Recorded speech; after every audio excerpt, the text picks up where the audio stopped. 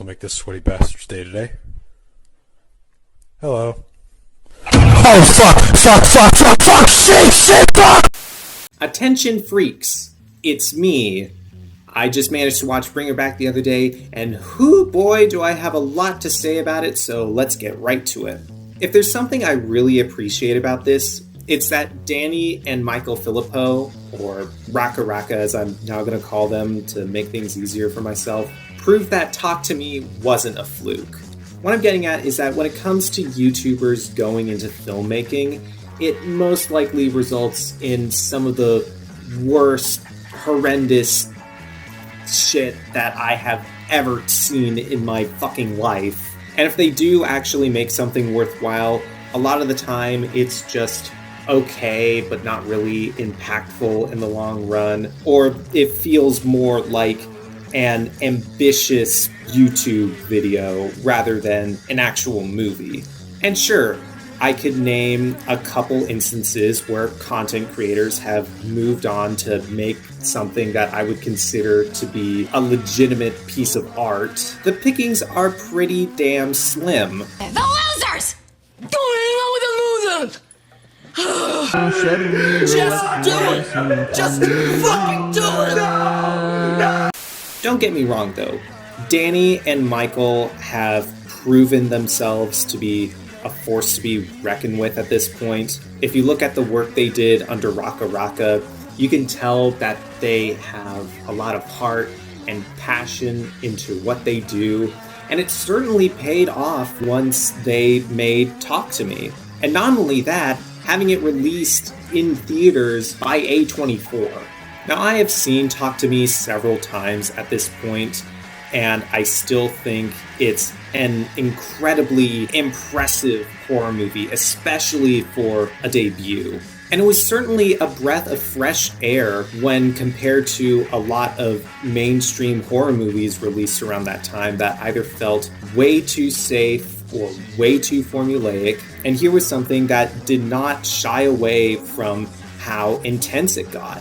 And so when it was announced that Raka Raka would be making another horror movie that would be distributed by A24, I was without a doubt excited, but also kind of concerned because I was wondering what would they possibly have to offer and if their debut is the best that we were going to get from them.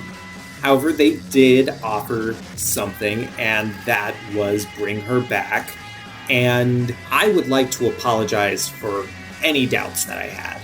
Bring Her Back feels very much like a second helping to the sort of style they went with Talk to Me, but somehow going into even more harrowing territories than before. At its very best, it was straight up horrific. Something that really stood out to me was a lot of the physicality that was present throughout the film. And that physicality coupled with the sound design and its phenomenal gore effects, I'll just say that it certainly got a strong reaction out of me. But I will say that I would not recommend going into this thinking that it's just going to be wall-to-wall brutality and that it's just going to be some type of gore fest, because I want to give this movie props for having a surprising amount of emotion to it. There are a lot of times where it showcases things like grief and loss and carrying one's inner demons that was simultaneously terrifying but also very heartbreaking.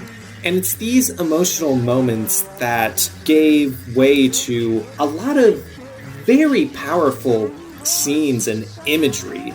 Not to mention bringing out a lot of good things out of a lot of the performances here. I would say that everyone in the main cast did a pretty good job.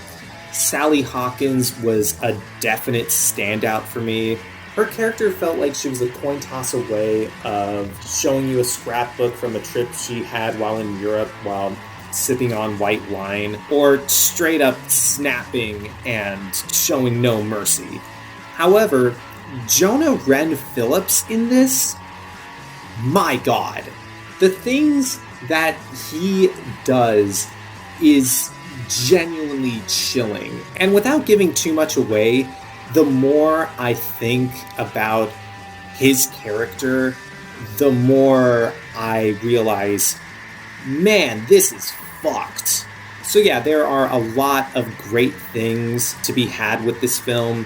However, if I were to be a bit of a negative Nancy, there were some aspects of this film that kept me from completely loving it. For one, I feel like there are times when the structure and flow of the movie feels a little clunky. There were some scenes that I felt like could have been fleshed out more. There were at least a couple times where I was left wondering if there was possibly a director's cut that would make things any different. There were some moments where I felt like there wasn't really that strong of a build-up to a lot of its payoffs. And also, I get that this is a horror movie, but there are just some decisions made here that leave me scratching my head. If I'm being completely honest, a lot of the conflict in this movie could have been easily resolved had the characters acted differently. But gripes aside, I still feel like this has a lot of great things to offer. Overall, I feel like I still prefer Talk to Me over Bring Her Back, but this was still good enough to stand on its own 2 feet. I would rate this a 7 out of 10 with the potential to move up to an 8 on a rewatch, but we'll just have to wait and see.